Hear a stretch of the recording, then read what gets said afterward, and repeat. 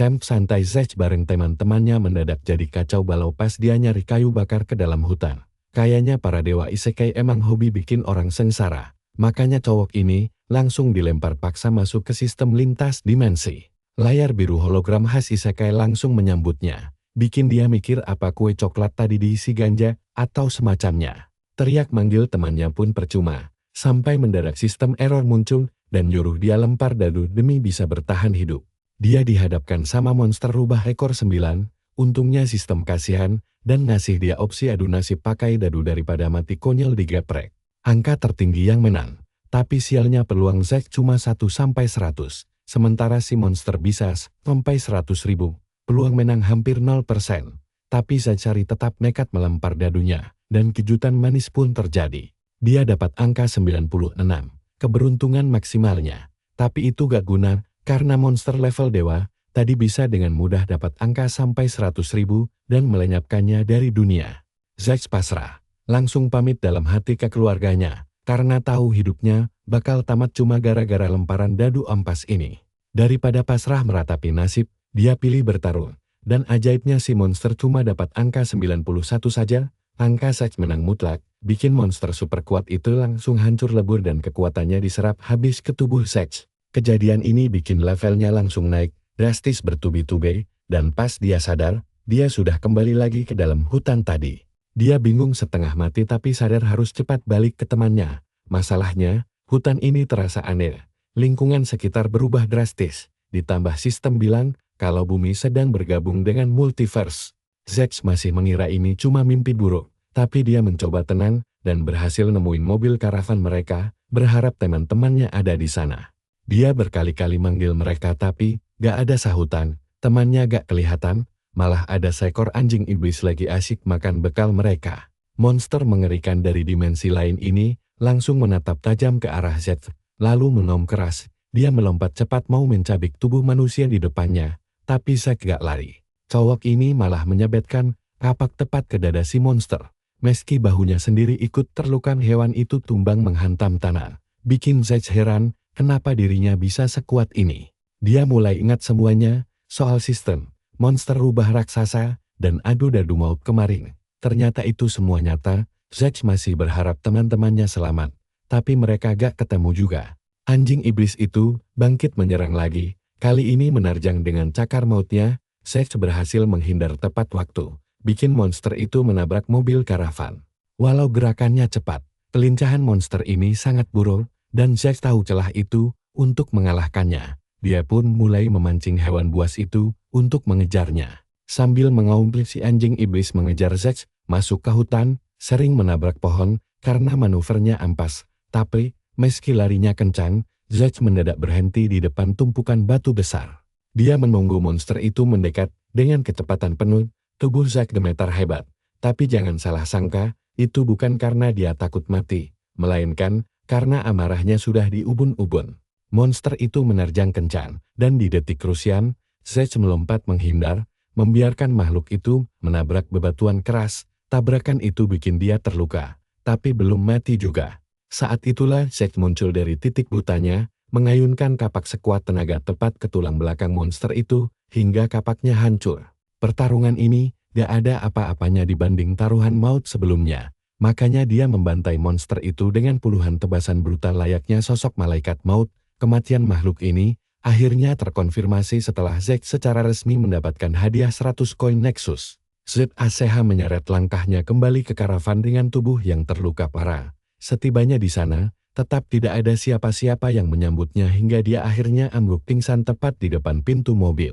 Pas membuka mata, Zech langsung disambut silau dari 2 matahari sekaligus. Kepalanya terasa pening luar biasa, mirip pusingnya kita saat tidak sengaja membaca cuitan bodoh di Twitter. Dia menatap kedua tangannya yang masih berlumuran darah kering. Demi memastikan keadaan, dia buru-buru mengambil ponsel untuk memeriksa jam dan mulai mengotak-atik layarnya yang retak. Tapi ada kejutan lain yang bikin Zachary kaget setengah mati. Ternyata dia kena kutukan kelas protagonis isekai, yaitu pingsan koma selama 3 hari berturut-turut layaknya cerita novel fantasi. Terlepas dari itu, Zech cemas setengah mati memikirkan nasib teman-temannya yang hilang. Terutama Hana sang pacar tercinta, karena di dunia penuh monster ini, Cuma dia penyelamat hatinya. Tapi ya sudahlah, abaikan saja itu. Setelah mengobati luka-lukanya sendiri, tetap gak ada tanda-tanda kehidupan dari mereka selama 3 hari belakangan. Bahkan semua barang bawaan mereka masih utuh di sini. Menghadapi skenario terburuk, Seth mulai menyiapkan mental bahwa jika sampai sekarang mereka belum kembali, kemungkinan besar mereka memang gak akan pernah kembali. Kepalanya dipenuhi banyak pertanyaan besar. Dia bingung harus berbuat apa di tempat asing ini. Saat melangkah keluar, dia melihat perubahan menarik. Semua luka di tubuhnya ternyata sudah sembuh total. Padahal logisnya, dia harusnya mati kehabisan darah. Tapi sekarang dia malah santai sambil menendang batu dan ranting. Misteri perpindahan dunia ini bikin dia pusing. Dia sendirian di tengah hutan tanpa sinyal ponsel. Ditambah aki mobilnya juga sudah soak. Akhirnya Zack memutuskan memanjat salah satu pohon tinggi. Teror monster kemarin masih membekas. Bayangin aja, baru hari pertama langsung dihajar makhluk mengerikan. Dia gak tahu salahnya apa. Apakah dia ada di planet lain, atau justru alien yang sedang menjajah bumi. Cowok berambut mirip Levi Ackerman ini sangat mengkhawatirkan kondisi keluarganya di rumah, terutama sang ayah dan adik perempuannya, Mackenzie. Ikatan erat dengan orang-orang tercinta inilah yang jadi alasannya untuk terus bertahan hidup dan mencari jalan pulang. Zack memanjat dahan pohon perlahan, menyeimbangkan pijakan sambil menancapkan kapaknya sebagai tumpuan. Begitu sampai di atas, mukanya langsung shock berat, karena sejauh mata memandang, hanya ada hamparan hutan lebat tanpa ujung dikelilingi pegunungan tinggi. Pilar cahaya merah di kejauhan itu memang aneh, tapi ada hal lain yang jauh lebih gila. Tempat ini dikelilingi lautan luas. Artinya dia terjebak di pulau terpencil, dan ini bukan konten tantangan Mr. Beast yang bakal ngasih duit miliaran pas berhasil kabur. Levi versi KW ini langsung emosi jiwa, berteriak memaki sistem yang mengacaukan hidupnya. Tapi kocaknya, begitu dia memanggil sistem, sebuah layar biru mendadak muncul menampilkan gelar baru bernama Born for Carnage. Gelar ini menaikkan statusnya sebesar 10%, ditambah gelar Ultimate Rapper yang memberi bonus 10% lagi beserta 5 poin dasar, serta gelar Luck of the Draw. Ada juga Giant Band, karena melawan musuh kuat, lalu Disciple of David, Overpower, dan Slayer of Leviathans yang artinya dia berhasil mengalahkan monster yang levelnya 50 tingkat di atasnya. Singkat cerita, dia hoki besar, bisa membunuh monster super kuat di mangsa pertamanya. Zack bingung setengah mati melihat namanya terpampang jelas di layar hologram itu. Lembar statusnya menunjukkan kalau dia manusia berelemen tanah, lengkap dengan poin status gratisan dan koin Nexus yang melimpah. Banyak info penting di sana. Tapi satu hal yang pasti, dunia ini sudah berubah jadi game sialan dengan taruhan nyawa nyata. Menariknya, dia sudah level 16, berkat adu-dadu maut tadi. Sebagian besar peningkatan statusnya didapat dari gelar-gelar langka hasil pembunuhan pertamanya, dan saat ini, salah satu misi aktif si Zack sekarang adalah naikin level ke-25 buat buka kelas baru. Dia juga harus bantai 4 Herald dan General Incursion. Intinya sih, dia terjebak dalam sistem pertahanan basis dan perlindungan spawn. Singkatnya, bro satu ini kudu ngelindungin basisnya, dan dia nebak kalau pilar cahaya merah itu penanda serangan monster yang dimaksud sistem. Berhubung dia masih bingung soal konsep pos luar, sistem langsung nawarin buat bikin pos luar pertamanya.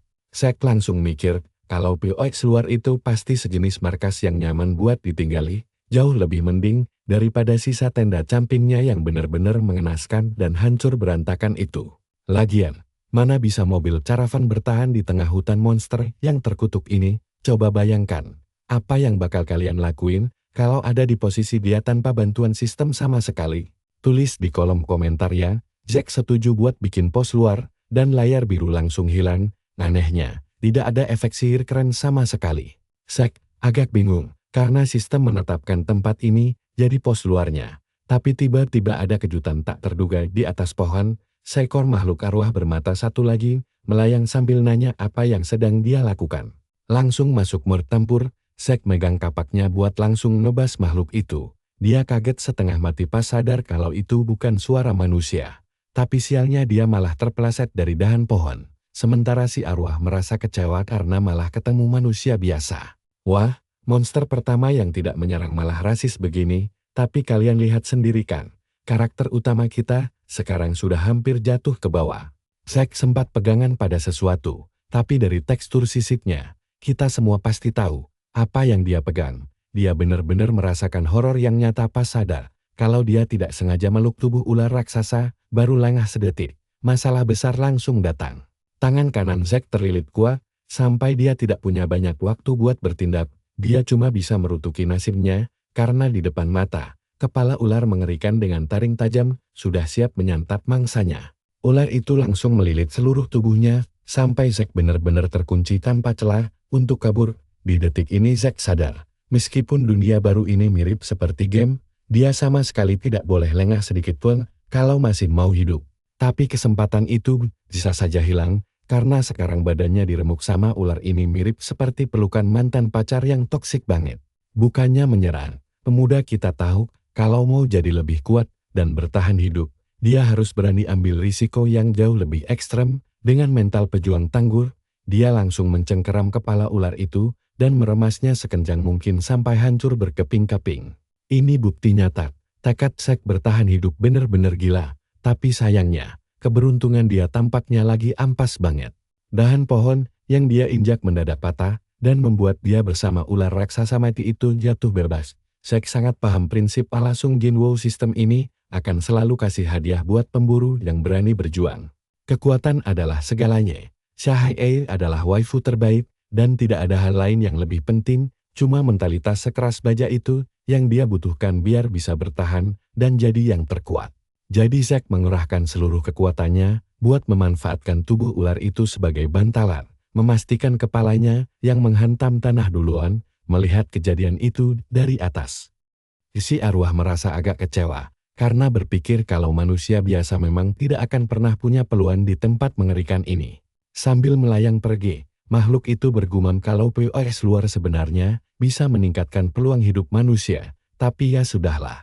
Dia benar-benar heran kenapa manusia ini malah milih pohon bodoh sebagai pos luarnya. Arwah ini padahal sudah sering bantu berbagai ras dan peradaban hebat, dan manusia selalu jadi ras yang paling mengecewakan. Konsep rumah pohon menurutnya adalah ide paling konyol yang pernah ada. Makhluk ini malah ngejek ras kita, dasar bola mata melayang tidak berguna. Sementara itu, kapak milik Zack terus menebas dan mencincang musuhnya dengan brutal. Si arwah kembali ke lokasi dan kaget melihat manusia tadi malah sedang mencabik-cabik tubuh ular raksasa tersebut. Satu-satunya mata makhluk itu melotot ngeri karena Zack sukses mengubah ular besar itu jadi sushi bersimbah darah. Pasti dia punya gen keturunan dari Levi Ackerman. Masih dalam mode bantai, Zack menoleh tajam ke arah si arwah, membuatnya langsung merinding ketakutan. Arwah melayang itu mendadak kagum dan sadar kalau dia sudah salah besar karena meremehkan keberanian luar biasa pemuda ini. Zack terus menatapnya tajam sampai akhirnya si arwah memperkenalkan diri sebagai Vet Abrat atau panggil saja Abby. Abby sebenarnya diutus ke sana untuk membantu manusia mengurus lokasi pos luarnya. Biar sopan, Zack ikut memperkenalkan diri tapi langsung nanya apa maksud dari bantuan tersebut. Si arwah agak kesal karena mengira pemuda ini tidak mendengarkan panduan tutorialnya. Dia menjelaskan kalau asisten pelacak bakal otomatis diberikan begitu dia resmi memilih lokasi buat dijadikan pos luar. Zack langsung mengeluh kesal karena dia sama sekali tidak pernah dikasih tutorial apapun dari sistem sejak awal. Malahan, dia langsung dilempar begitu saja ke dalam hutan neraka ini sejak 3 hari lalu. Abby kaget setengah mati mendengar Zack tidak sempat melihat tutorial. Tapi yang paling bikin dia shock adalah kenyataan bahwa pemuda ini baru berada di sini selama 3 hari. Bukan berbulan-bulan. Zack menegaskan kalau ini baru hari ketiganya, membuat Abby langsung berpikir keras. Hal ini membuat si arwah curiga jangan dia dikirim untuk membantu seorang pembangkang takdir istilah asing yang sama sekali tidak dipahami oleh Zack. Makhluk itu sangat paham kalau Zack bingung karena tidak pernah mendapat penjelasan apapun. Intinya planet bumi sekarang sudah digabungkan ke dalam jaringan multiverse yang jauh lebih besar. Ada banyak sekali planet lain yang sudah hidup berdampingan di multiverse ini selama miliaran tahun, dan manusia bumi dipindahkan secara bertahap ke kota tutorial demi belajar menyesuaikan diri di sana. Di momen inilah Zack menyadari kalau keluarganya mungkin baik-baik saja dan aman di dalam kota tutorial tersebut. Namun di sisi lain, Abby juga menjelaskan kalau ada sebagian kecil orang yang tidak bisa menyerap energi kosmik secara alami. Orang-orang malang itu pada akhirnya bakal tercabik-cabik dan habis dibantai oleh monster. Manusia biasa yang tidak bisa melakukan kultivasi pasti akan langsung lenyap ditelan lingkungan kejam bentukan sistem ini. Akhirnya, Zack menanyakan tentang peran pembangkang takdir itu. Khawatir kalau takdirnya cuma berakhir mati sia-sia, si arwah menegaskan kalau sebutan itu ditujukan untuk manusia biasa yang bisa mendapatkan kekuatan luar biasa melebihi perkiraan. Biasanya, sistem menduga kalau orang itu akan sangat lemah, jadi mereka dibiarkan begitu saja sampai mati secara alami. Tapi kalau ada yang bisa membalikkan keadaan dan melampaui segala batas, mereka benar-benar telah menantang takdir kematian mereka. Inilah yang disebut kekuatan pembangkangan. Tapi bagi Zack, situasinya berada di level yang sepenuhnya berbeda dari yang lain. Walaupun dia mendapatkan kesempatan emas yang luar biasa, jalan ke depannya tidak akan pernah mudah. Zack sendiri agak kesal karena mempertaruhkan nyawa lewat adu nasib seperti ini, jelas bukan kesempatan yang menyenangkan. Bagi Aubrey, kehendak alam semesta adalah hal mutlak yang paling penting di dunia ini, dan ada satu hal krusial yang perlu diingat baik-baik. Sistem sangat membenci orang yang penakut. Dengan kata lain, kegagalan sekecil apapun yang dilakukan Zack akan langsung berujung pada hukuman yang benar-benar mengerikan. Intinya Zack harus menyelesaikan semua misi itu, membantai para iblis, dan parahnya lagi dia sama sekali tidak punya hak untuk menolak perintah tersebut. Si arwah menegaskan kalau begitulah kenyataan pahit saat menerima tugas dari sistem. Dan dia bakal terus diawasi dengan sangat ketat mulai sekarang. Sambil mengawasi keadaan sekitar, Abby membisikkan sebuah rahasia penting kalau Zack bakal dapat keuntungan besar jika berhasil menyelesaikan semua misi dalam 1 bulan, bukan 3 bulan. Tepat saat ingin membocorkan detail hadiahnya, tubuh si arwah mendadak ditarik paksa keluar dari area tersebut secara misterius, membuat Zack langsung panik.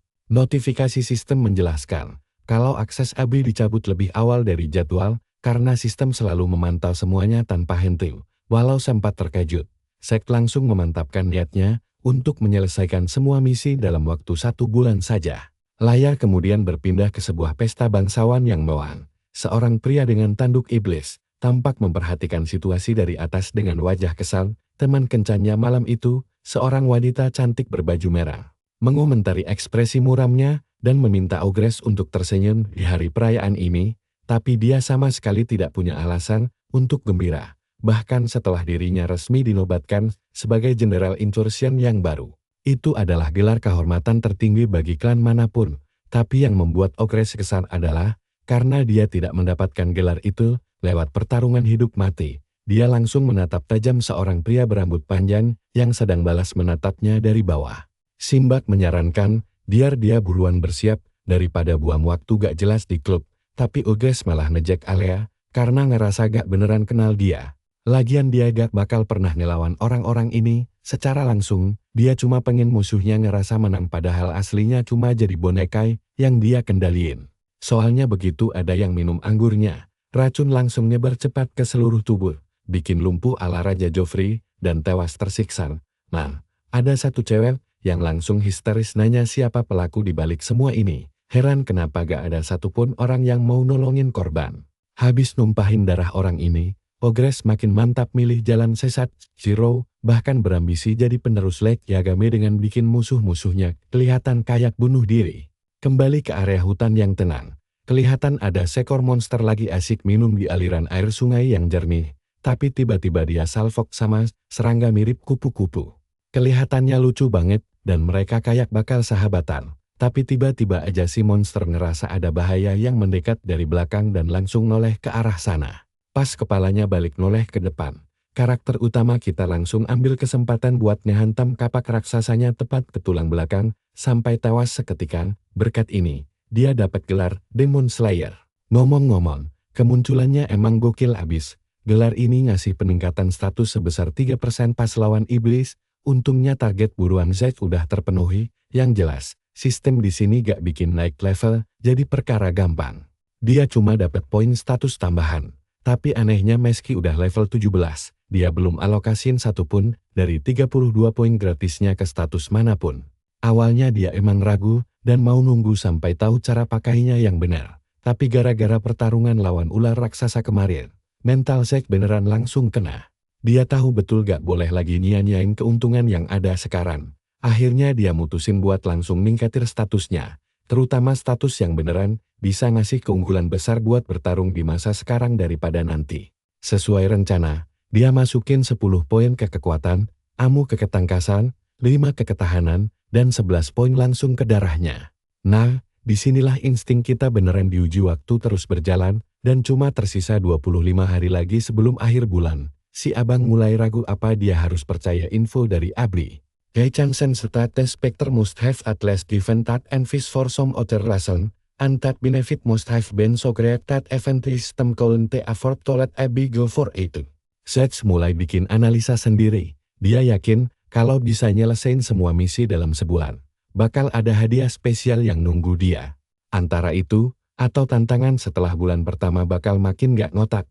Makanya dia harus gerak cepat sekarang, bukannya pasrah sama keadaan. Si abang sadar dia punya peluang emas yang gak dimiliki pemain lain di tahap tutorial ini. Sambil minum air sungai, dia bertekad kuat gak bakal nyanyain kesempatan ini. Jadi, dia langsung nyabut kapak tempurnya dari jasad monster tadi dan bersiap buat misi berikutnya. Ngomong-ngomong inget serangga kecil tadi gak? Dia malah balik lagi cuma buat gerogotin daging monster mati itu, ngeri banget dan, singkat cerita, malam pun tiba di tempat si abang. Dia lagi santai dekat api unggun sambil bakar daging monster buat makan malam. Dari situ, Zack sadar kalau kebanyakan gelar yang didapat itu cuma gara-gara dia jadi orang pertama yang ngelakuin hal tertentu di dunia ini. Mulai dari orang pertama yang bunuh monster, solo kill Jenderal Invasi, sampai pembantai Leviathan beneran jadi bukti nyata dari dugaannya tadi.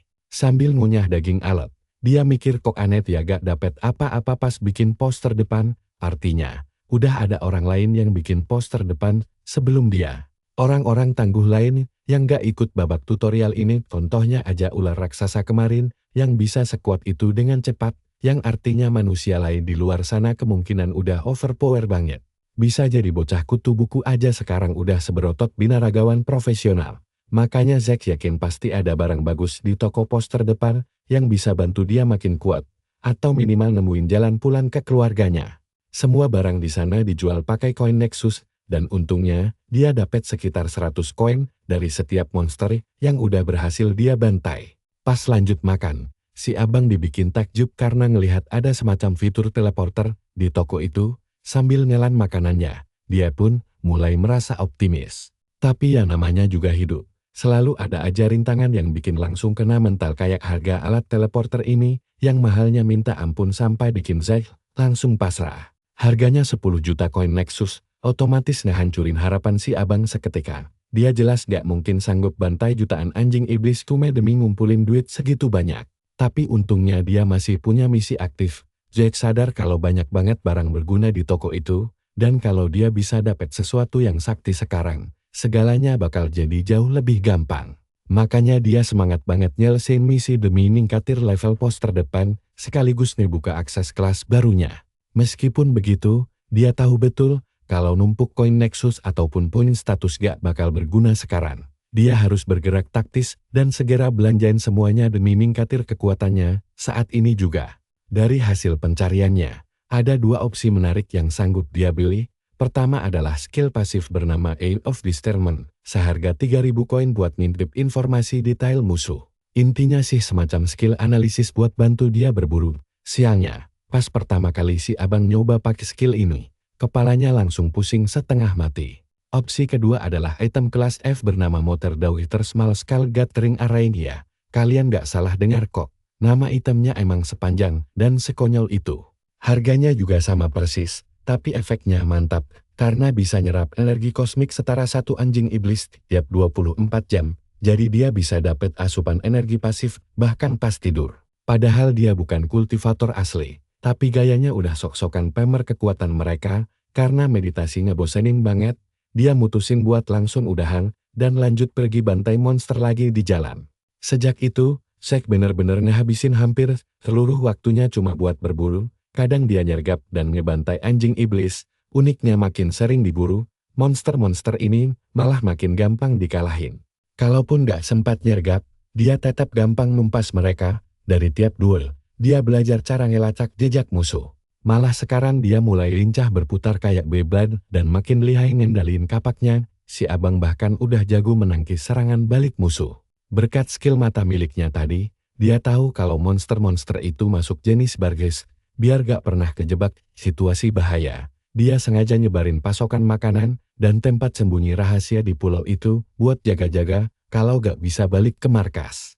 Aksi berburu pun lanjut terus, di mana Sid selalu bawa pulang jasad buruannya ke markas sebelum balik ke hutan buat bantai target berikutnya. Pertarungan jelas gak selamanya mulus. Dia sempat luka-luka dan berdarah beberapa kali, sampai akhirnya jumlah buruannya udah sukses nembus angka ratusan ekor. Tapi ya gitu, makin tinggi levelnya, makin syarat pula kenaikan progres berikutnya. Meski begitu, kekuatannya terus bertambah pesat, sampai-sampai mentalnya mulai menganggap kawanan barges bukan lagi monster pemangsa, melainkan cuma mangsa empuk. Saat ini Zack sudah level 23, tapi dia tahu harus makin ngebut, walau statusnya dapat buff gila-gilaan. Sisa waktu cuma 5 hari sebelum bulan pertama kelar. Sekarang ayo kita intip ke sisi lain, tempat bersarangnya para iblis invasi. Ogres kedatangan tamu penting, Riddle, dan si Jenderal Invasi langsung girang banget nanyain gimana perkembangan persiapan acara mereka. Riddle yang kelihatan jengkel, langsung nyahut, kalau harusnya dia udah tahu soal itu gara-gara udah tanpa rasa bersalah sedikit pun. Ogris merasa wajar kalau seorang pemimpin melempar tugas ke wakilnya. Singkatnya, Riddle harus menerima nasib apes ini. Ogris langsung menyuruh tangan kanannya itu mendekat dan duduk. Tapi Riddle menolak duduk. Dia malah mengambil botol minuman, lalu menyindir, apakah Ogris pantas mabuk-mabukan saat ini? Sang ketua menggerutu kesal, karena bosan ditanya pertanyaan bodoh itu saat dia sedang menganggur. Lagi pula giliran mereka bertempur masih beberapa minggu lagi. Melihat kesempatan emas ini, Riddle langsung menyodorkan selembar kertas sambil tersenyum lebar. Dia mendesak bosnya tanda tangan cepat agar bisa lanjut minum. Sambil lalu, Ogris langsung menandatanganinya karena mengira itu surat rekomendasi ke Verin masuk tim pengintai. Tapi tunggu dulu, disinilah rencana licik Riddle yang sebenarnya dimulai. Begitu berbalik arah, Riddle tersenyum sangat puas karena berhasil mendapatkan tanda tangan itu. Dia meyakinkan sang ketua kalau dia akan menjalankan perintah dengan sangat baik. Ogris memujinya sebagai orang kepercayaan yang hebat. Saat pintu tertutup rapat, tepat setelah itu, Ogris menyunggingkan senyum licik. Dia sudah tidak sabar ingin membumi hanguskan sarang monster anjing iblis itu beberapa minggu lagi. Kembali ke si abang hitam, Zack menemukan jejak baru di tanah dan berhasil melacak keberadaan anjing iblis lain yang sedang santai. Ini hari berburu biasa baginya. Apalagi si monster sama sekali belum menyadari kehadirannya. Sialnya, mereka langsung saling bertatapan secara mendadak. Hal itu sontak membuat Zack kaget setengah mati. Saat dia masih shock karena ketahuan, anjing iblis itu tiba-tiba dibantai habis oleh monster lain yang jauh lebih raksasa. Zack gemetaran setengah mati, karena untungnya dia tidak terdeteksi. Sementara monster mengerikan itu mencabik-cabik mangsanya tanpa ampun. Zack jelas emoh cari mati. Tapi apa kalian pikir monster itu bakal membiarkannya pergi begitu saja? Si anjing alfa raksasa mendadak merasakan ada sesuatu yang bersembunyi di balik semak-semak. Monster itu mendekat untuk memeriksa semak-semak, tapi tidak menemukan apapun, soalnya Zack sudah lari tunggang langgang ketakutan, sambil merutuk bingung makhluk mengerikan, apa sebenarnya yang barusan dia lihat.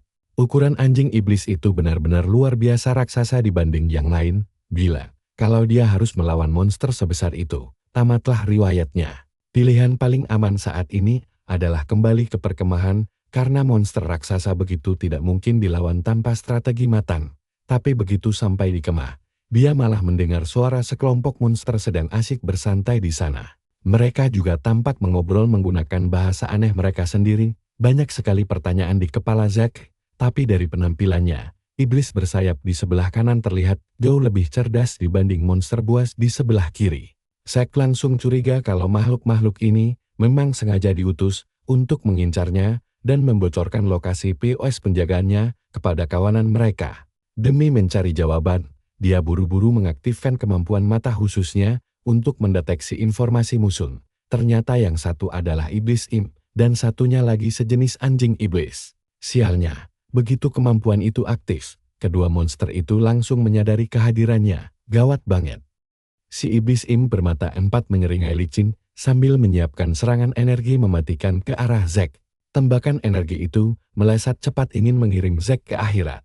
Memaksanya menangkis sekuat tenaga menggunakan kapak hebatnya. Dia berhasil menangkisnya dengan mulus. Jangan-jangan kapak usang ini aslinya sangat kuat.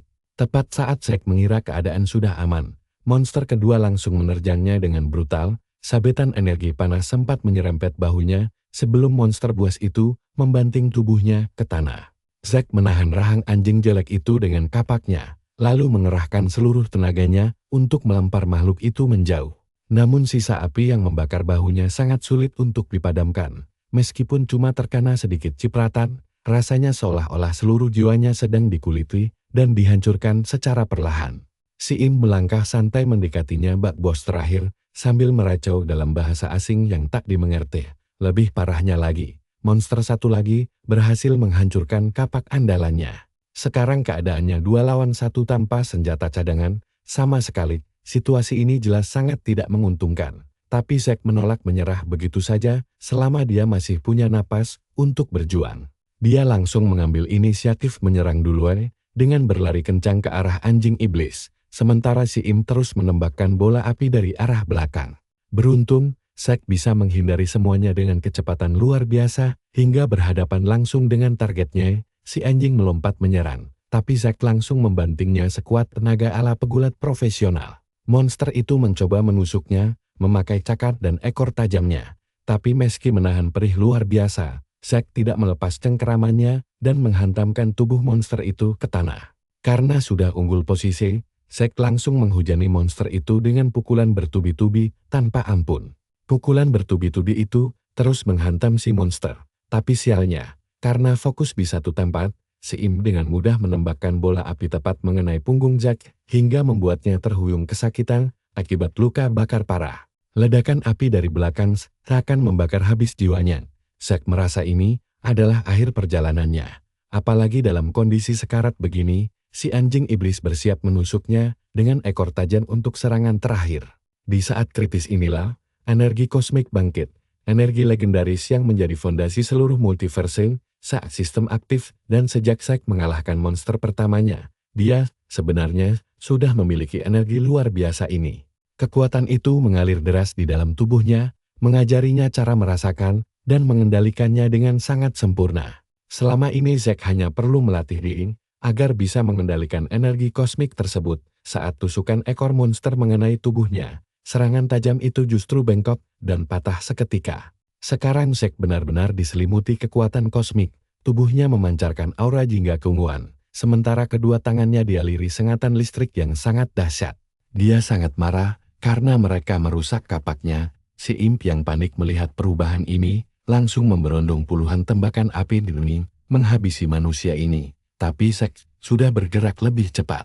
Tanpa ragu, Zack mencengkeram ekor anjing iblis itu, lalu memutarnya sekuat tenaga untuk dijadikan tameng dari hujan bola api. Zack sekarang mengamuk layaknya monster sejati dalam pertarungan berdarah melawan 2 iblis tersebut. Pertarungan sengit itu tidak diperlihatkan karena adegan langsung melompat ke hari ke-30 di bulan pertama. Mayat si Imp dan anjing iblis tampak tergeletak kaku di tanah, yang menjadi bukti kemenangan mutlak Zack. Dia memahat kayu untuk membuat gagang baru bagi kapaknya agar bisa bertarung lagi. Meski berharap bisa mencapai level 25 untuk mendapatkan kelas baru dengan cepat, dia tidak masalah jika harus menyelesaikan misi-misi lainnya terlebih dahulu. Zack sadar dia tidak boleh memperlambat perkembangannya setelah berjuang sejauh ini, apalagi sistem yang sekarang memungkinkannya mengambil risiko besar demi hadiah yang jauh lebih melimpah. Penampilan Zack sekarang tampak menyatu sempurna dengan alam sekitar dan tubuhnya terlihat sangat kekar dalam perjalanan memburu utusan kedua. Sementara itu, mari kita lihat kondisi Ogre setelah sebulan sibuk. Riddle membenarkan kalau situasi memang sangat sibuk, namun ini baru awal dari ujian berat mereka, karena setelah portal terbentuk, mereka akan terputus dari klan utama. Kedua iblis itu memandangi celah dimensi yang indah sementara para pengikutnya berkumpul di bawah. Pasukan iblis ini sudah sangat tidak sabar untuk menyeberang dan membuat kekacauan besar. Duel maut dimulai. Zack berhasil menghindari serangan pertama, tapi langsung terhantam telak oleh tebasan kedua hingga berguling di tanah. Zack segera bangkit dan bersiap menghadapi Fawn, monster kuat level 45. Kejadian ini mengingatkannya saat memancing bersama ayahnya dahulu, bahwa setiap makhluk hidup pasti memiliki keunikan tersendiri. Sang ayah dulu berkata, kalau ikan terkenal sangat licin saat ditarik ke darat, bedanya dengan manusia, hewan liar tidak pernah menggunakan jebakan untuk bertahan hidup. Manusia zaman purba memang pakai tombak, tapi dia bilang kita bisa nangkap hewan, bukan karena lebih kuat, melainkan karena kemampuan manusia buat mikir dan cari solusi yang bikin kita istimewa banget. Kemampuan buat beradaptasi, makanya 2 jam sebelum tarung lawan monster itu, Zack langsung bikin persiapan dan masang jebakan warisan taktik dari mendiang ayahnya. Dan sekarang, dia harus berhadapan langsung sama monster yang harusnya jadi akhir hidupnya. Meski gak bisa menang sendirian, karena beda level. Satu senggolan aja bisa langsung bikin mati, tapi Zack bakal pakai otaknya buat menang. Monster itu terus nyakar-nyakar brutal buat mencabik tubuhnya. Tapi Zack lincah banget menghindar biar gak kena serangan telat yang bisa bikin dia langsung tamat. Mengandalkan kekuatan energi kosmik, Zack mendaratkan pukulan kritikan sampai monster raksasa ini terpental jauh. Sejauh ini, dia udah paham cara mengalirkan energi kosmik itu ke bagian tubuh tertentu. Dengan cara ini, dia bisa nahan serangan musuh gampang banget sambil naikin daya serangnya. Karena bukan kultivator, Zack mancing monster ini persis kayak pas dia ngecoh anjing iblis pertama dulu. Energi kosmiknya terbatas banget, jadi setiap tetes tuh berharga. Si monster bisa hancurin pohon-pohon besar sekali tebas. Bikin Zack gak boleh bikin kesalahan sekecil apapun di sini. Zack fokus penuh sama apa yang bisa dia lakuin sekarang. Dia langsung mengalirkan energi kosmik ke kakinya, lalu melesat kencang banget buat lancurin serangan balik yang mematikan. Serangan balik itu dimulai dengan ayunan kapak berenergi kosmiknya yang langsung telah menghantam kepala monster itu. Adegan beralih ke sekte iblis, di mana retakan portal makin melebar besar. Ogris penasaran di mana Raiden, yang kayaknya udah duluan nyeberang lewat portal invasif komandan itu ngumpulin pasukannya. Lalu bikin kejutan dengan bilang, kalau sang jenderal gak bakal ikut masuk ke portal. Seolah udah nebak rencana licik ini. Ogris cuma tersenyum santai ke arah mereka, kembali ke Zack. Dia sekarang lagi lari kencang sampai tubuhnya hampir jebol karena kepanasan. Tubuhnya udah gak kuat nahan efek samping energi kosmik yang mulai merusak organ dalamnya, tapi karena ada monster raksasa yang ngejar di belakang, dia gak punya pilihan lain selain lanjut lari.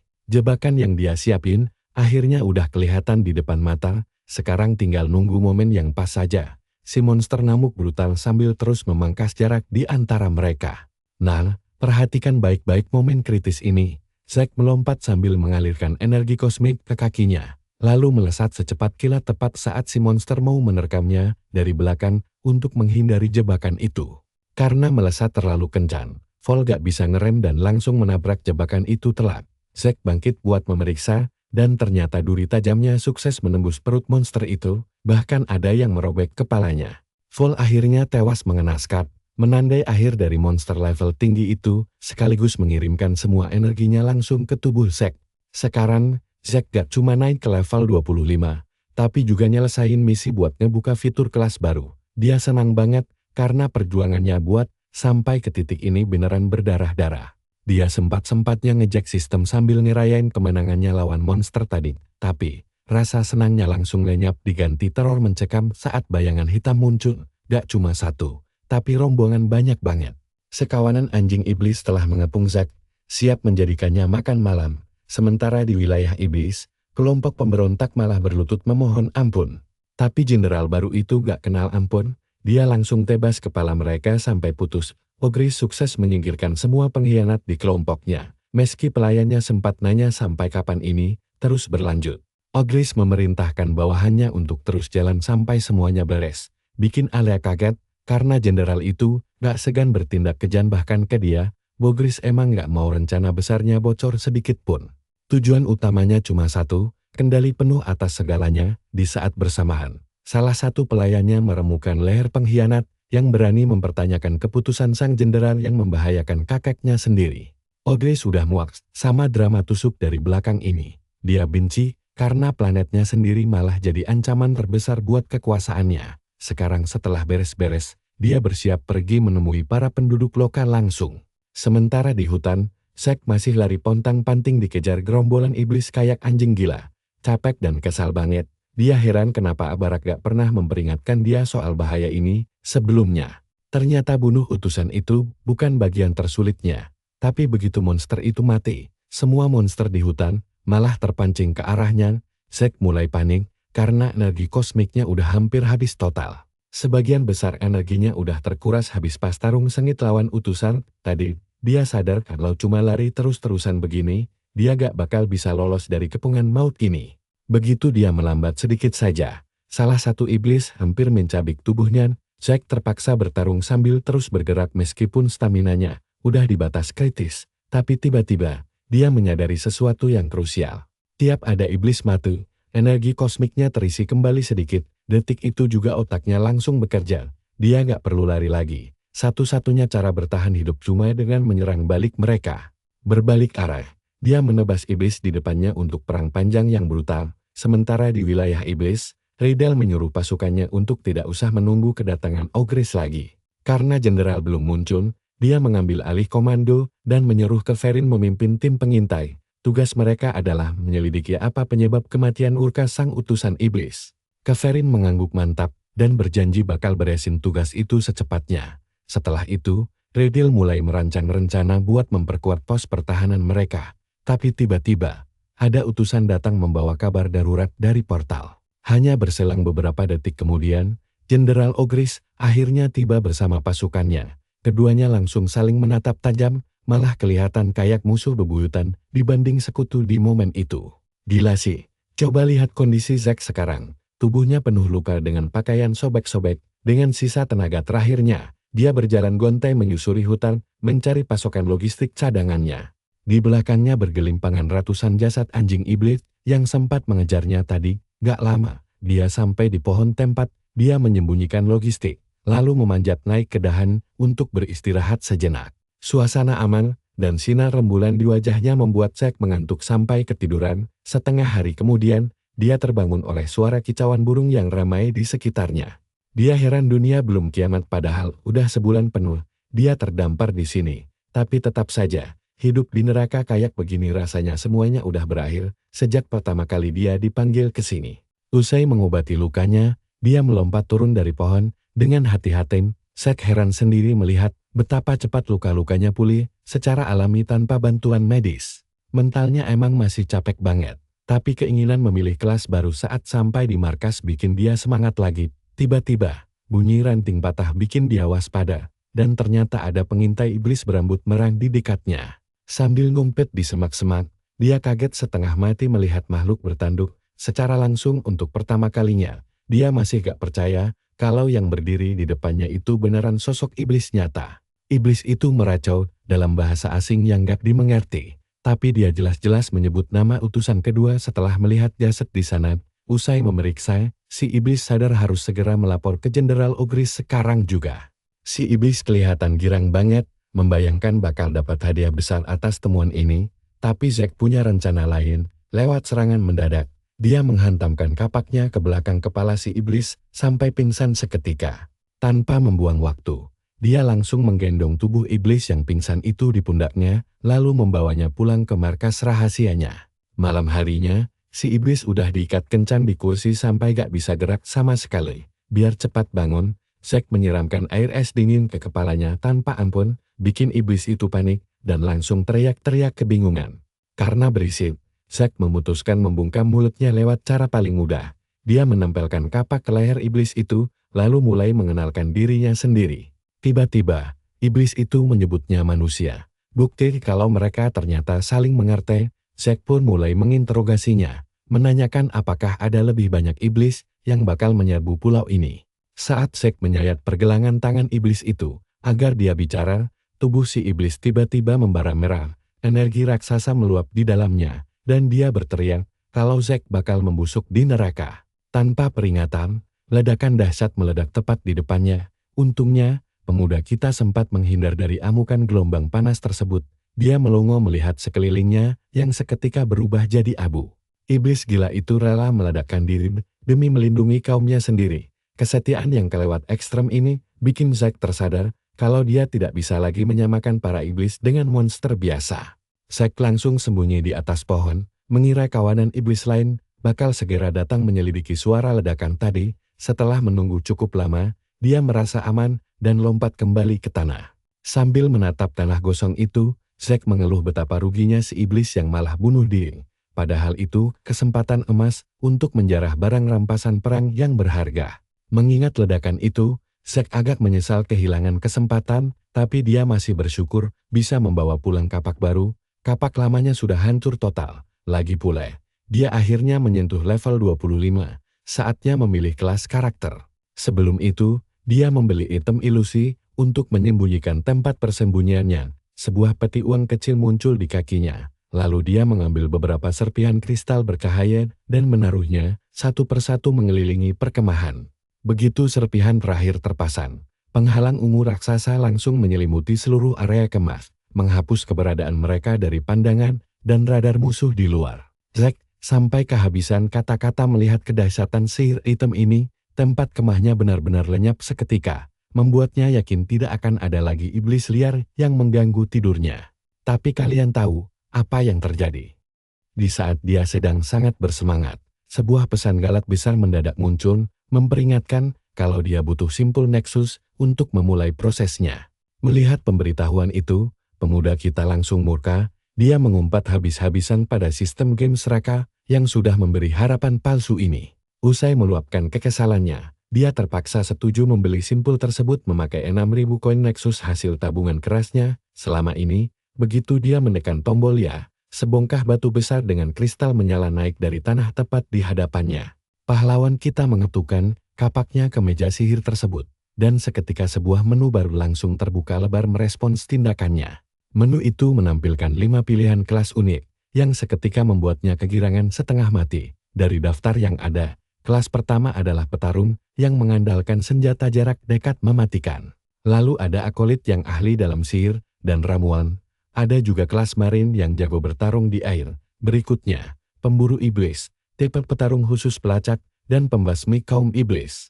Terakhir, ada kelas Hatchman, penebang pohon sederhana yang memanfaatkan sisi hutan sebagai senjatanya. Zack meneliti semuanya dan menyadari kalau semua kelas berperingkat F, tingkat awal bagi semua pemain baru. Dia juga paham kalau setiap kelas bisa ditingkatkan, menyimpan potensi tersembunyi yang luar biasa. Setelah menimbang-nimbang dengan matang, dia langsung mencoret opsi petarung dan juga akolit. Dua kelas itu terlalu standar dibanding opsi lain yang lebih unik. Selain itu, dia merasa kelas pemburu justru akan menghambat perkembangannya karena hanya berguna untuk melawan jenis iblis saja. Kelas marin juga ikut dicoret karena keterbatasan medan bertarungnya, karena pilihan lain sudah gugur. Tersisa kelas Hatchman yang terasa sangat pas untuknya. Zack merasa ini adalah hadiah manis dari sistem atas kerja kerasnya. Masalahnya cuma satu, kelas ini membatasi pilihan senjatanya hanya berupa kapak, yang bisa menyulitkan langkahnya di masa depan nanti. Tapi Zack sangat percaya diri, sebagai pemain pro, batasan senjata semacam ini tentu tidak akan mempengaruhi kemampuannya sama sekali. Dia langsung menyentuh kristal itu dan mengunci pilihannya. Begitu dia meneriakkan nama kelas barunya, kristal itu bersinar makin benderang disertai embusan angin kencang yang mengitari tubuhnya. Garis-garis energi menyala mulai menjalar di kulitnya, dan matanya berubah kuning keemasan. Sebuah notifikasi langsung muncul, memastikan kalau kelas Hatchman telah resmi terpilih. Rentetan pesan sistem menyusul setelahnya, memperlihatkan daftar gelar baru, serta peningkatan atribut yang didapatkan pahlawan kita. Cahaya kristal kian memuncak saat pembuluh darahnya teraliri energi murni. Detik berikutnya, gelombang petir kuning menyengat seluruh sarafnya. Sementara notifikasi mengonfirmasi bahwa semua kemampuannya kini mendapatkan peningkatan aktif yang luar biasa. Zack langsung ambruk berlutut sambil gemetar menahan getaran energi dahsyat itu. Seluruh tubuhnya basah kuyup oleh keringat. Dia tersenyum bangga menjadi orang pertama di dunia yang berhasil membuka kelas langka ini. Saat melihat status barunya, Zack kegirangan karena semuanya meningkat tajam. Begitu memeriksa fisiknya, dia menyadari tubuhnya mendadak ditumbuhi otot kekar seberat hampir 9 kg hanya dalam hitungan detik. Pemuda kita langsung memamerkan ototnya layaknya binaragawan yang habis latihan keras. Energi kosmis mengalir deras di tubuhnya. Namun saat asyik menelusuri kemampuan barunya, dia kecewa karena mayoritas masih terkunci di balik misi sampingan. Sambil menggenggam erat kapak barunya, Karakter utama kita bersiap memberi pelajaran berharga pada kawanan iblis keparat itu, agar tahu siapa lawan mereka sebenarnya. Terungkap bahwa invasi ini adalah tambang emas bagi para iblis untuk menumbuk harta dan kekuatan. Meski rencana besar mereka sempat berantakan akibat pengkhianatan dari Ogris.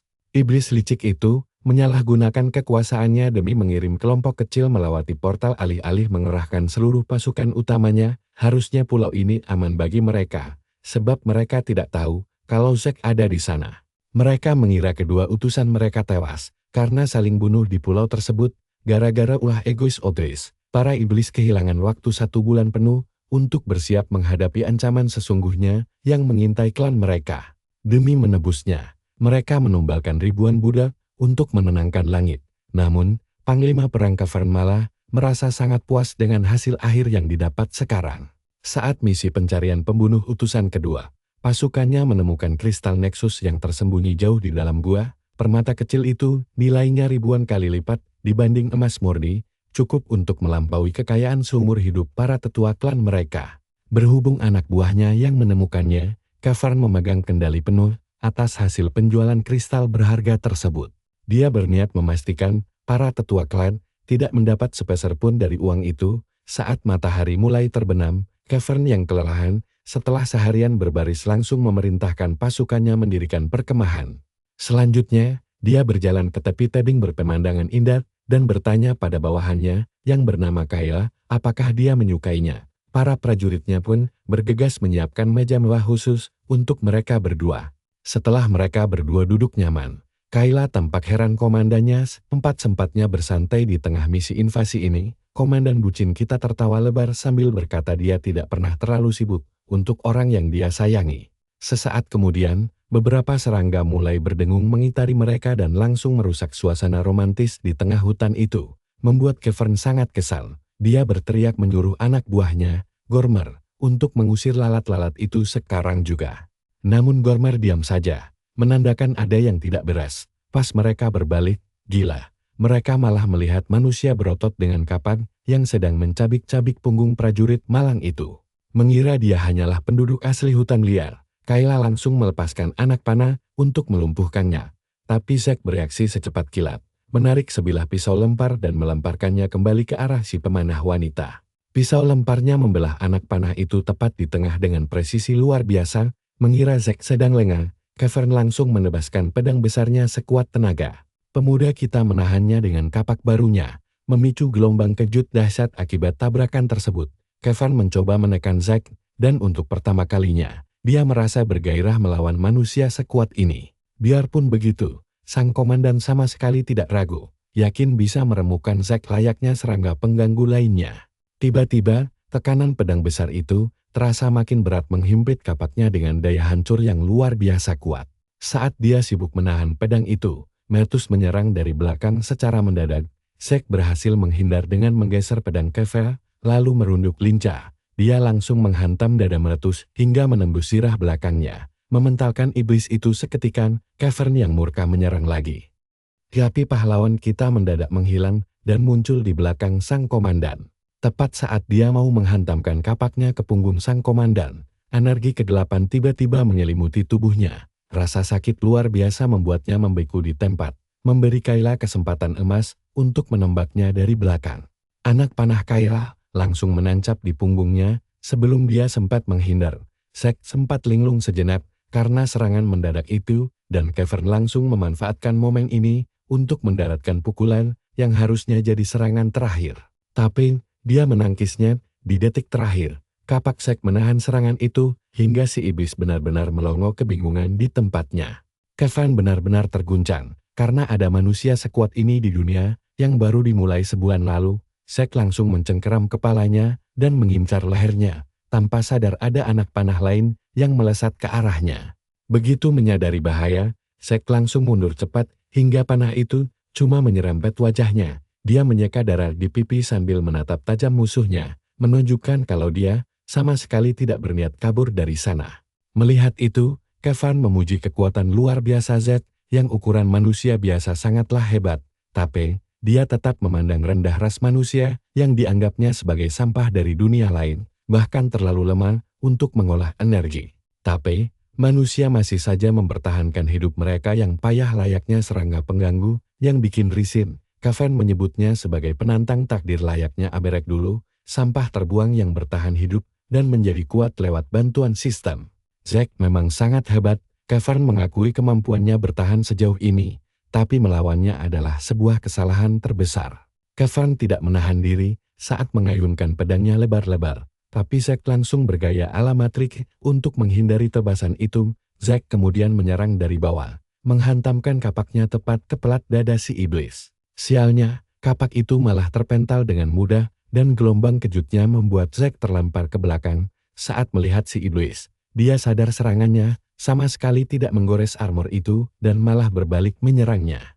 Nah, kalian lihat ini, Kevin langsung merangsak maju untuk menebas lagi. Tapi Zack dengan cerdik melempar meja ke arahnya. Trik konyol ini sukses mengejutkan si iblis, sampai dia terpaksa menghancurkan semua cemilan lezat miliknya. Zack menyelinap, dia menghantamkan kapak dari titik buta hingga si iblis terpental jauh ke belakang.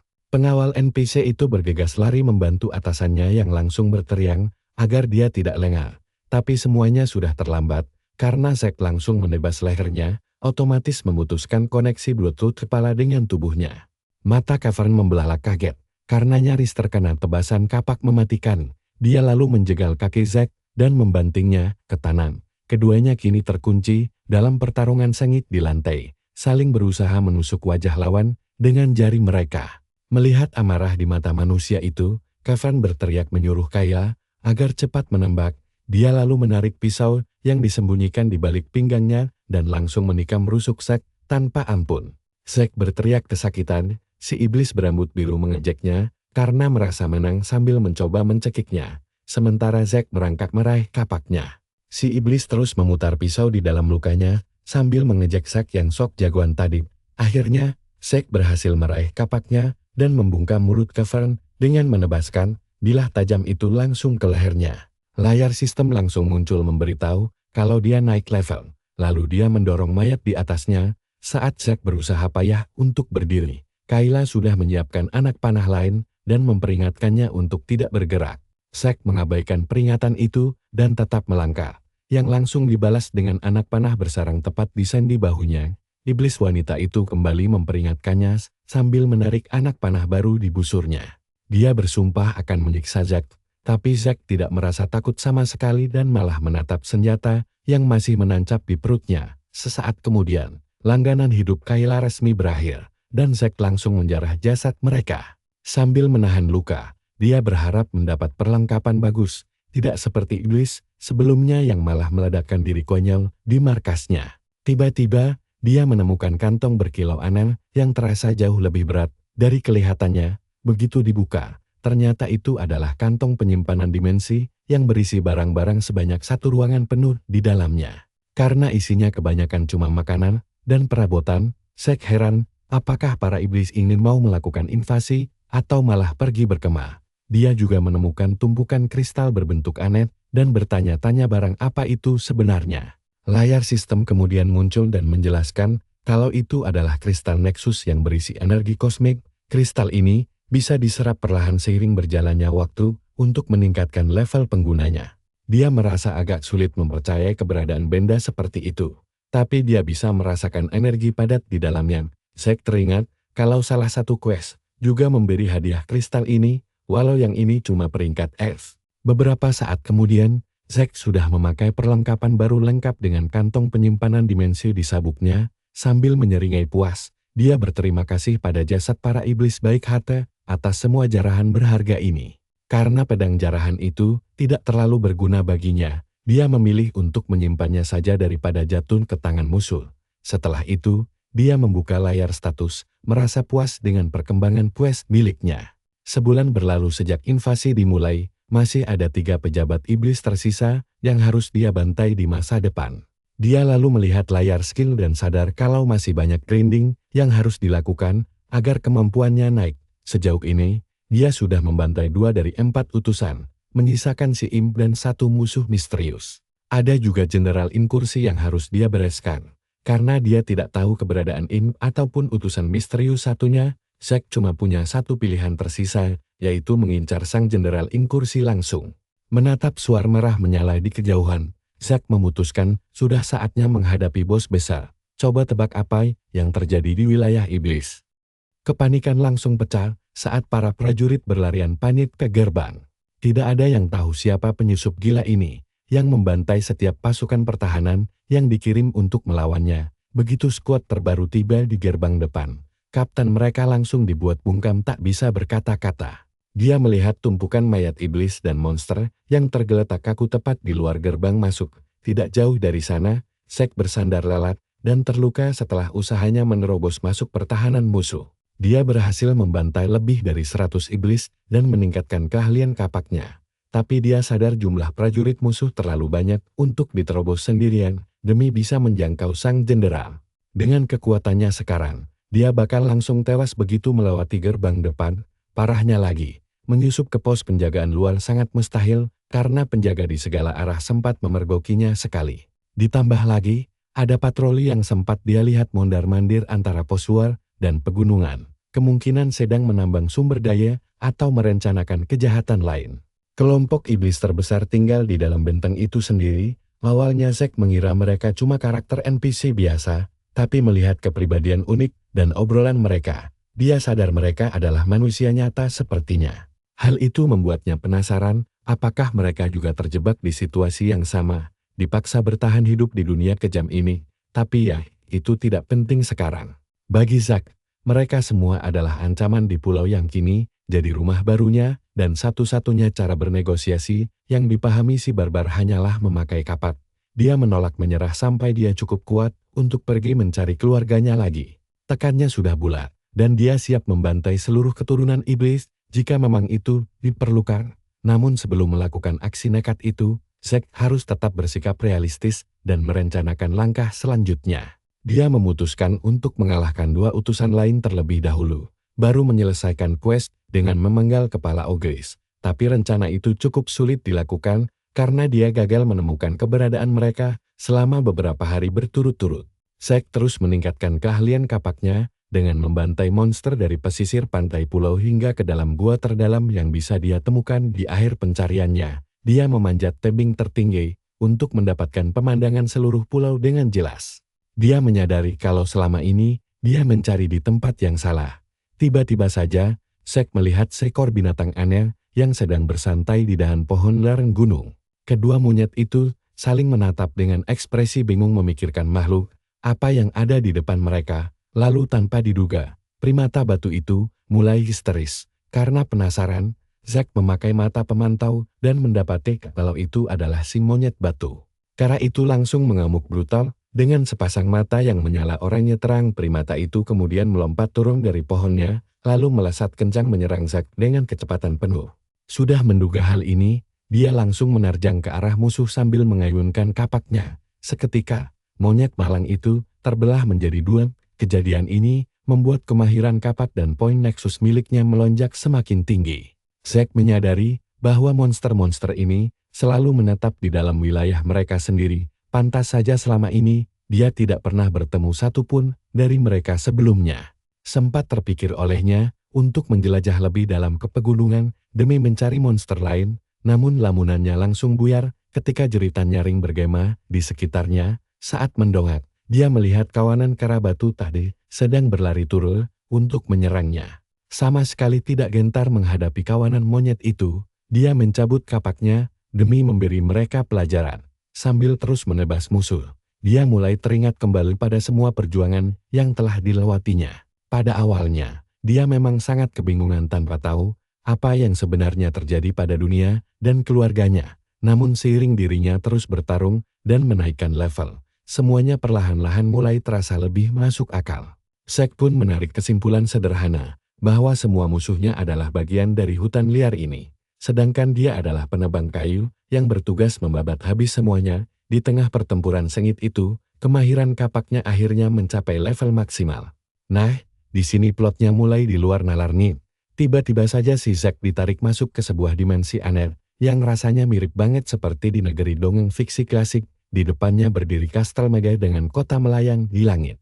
Kebingungan, pahlawan kita bertanya-tanya di mana dia berada dan apakah ini sejenis penglihatan mistis. Dari kejauhan, terlihat pasukan malaikat dan raksasa berbaju emas sedang berbaris mendekat ke arahnya saat merasakan tekanan aura mereka yang luar biasa besar. Dia menyadari kalau dirinya tidak sendirian. Tepat di sebelahnya, berdiri seorang penebang kayu botak berotot yang sedang mengayunkan kapak raksasa. Pria botak itu menarik napas dalam-dalam, lalu mengangkat senjatanya tinggi-tinggi ke atas kepala. Sambaran petir berkumpul di sekelilingnya saat dia mengayunkan kapak ke bawah. Melepaskan gelombang energi ungu raksasa, gelombang kejut mengerikan itu langsung menyapu bersih seluruh pasukan malaikat tanpa sisa. Seolah terhipnotis, Zack meniru gerakan itu dan mengayunkan kapaknya ke arah pasukan yang tersisa. Begitu kapak menghantam tanah, dia menyadari kedua tangan beserta senjatanya kini bersinar dengan aliran kekuatan yang sangat dahsyat. Tak lama kemudian, dia beristirahat di bawah pohon di atas tumpukan mayat kera batu hasil bantaiannya. Tiba-tiba sistem memberitahu bahwa dia telah memperoleh kekuatan pemberat dari Dao. Dia ingat kalau Dao adalah bagian dari mitologi timur dan merasa heran karena hal itu ternyata nyata, meskipun dia tidak tahu apa arti sebenarnya. Dia bisa merasakan kekuatan mistis mengalir di tubuhnya, seolah menyatu dengan dirinya. Setelah melihat sekilas sosok pengguna kapak Dao tadi, dia sadar bahwa bobot serangannya selama ini sangatlah tidak seimbang. Zack merasa ayunan kapaknya masih sangat biasa saja, sementara pria di dalam visi tersebut memiliki teknik sejati yang sempurna. Sambil menggenggam kapaknya, dia membayangkan bobot berat di balik setiap ayunan dan perlahan mengalirkannya ke dalam serangan. Begitu kapak itu diketukkan perlahan ke tanah, daratan di sekitarnya langsung retak dan terbelah dengan sangat mudah. Meski efek ini jauh lebih kuat dari apa yang bisa dia lakukan sebelumnya, Zack tetap belum puas karena pendekar divisinya tadi tidak cuma memakai elemen pemberat saja. Masih banyak hal yang belum dia pahami tentang teknik itu, tetapi dia berharap bisa mencapai puncak tersebut suatu hari nanti. Sistem lalu memberitahu bahwa dia adalah orang ketiga yang mencapai pencerahan, membuatnya sadar ada orang kuat lain di luar sana. Karena masa tutorial berakhir setelah bulan pertama, hal ini membuatnya bertanya-tanya berapa banyak monster jenius yang sebenarnya berkeliaran di dunia sekarang.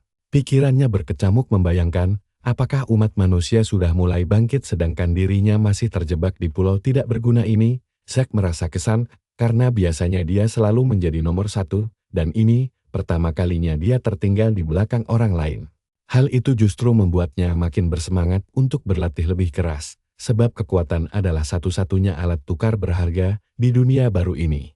Dia kemudian melihat persyaratan misi lalu tersenyum, menyadari saking fokusnya berlatih sampai tidak sadar kalau misi lainnya hampir selesai. Sementara itu di markas invasi, Jenderal Ogris berteriak marah menanyakan kekacauan, apalagi yang telah diperbuat oleh Cavern.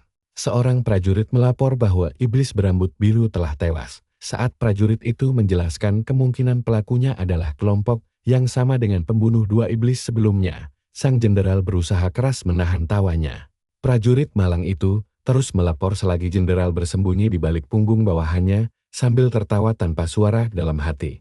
Ogris luar biasa senang, karena salah satu duri dalam rencana besarnya malah tewas konyol, karena ulahnya sendiri.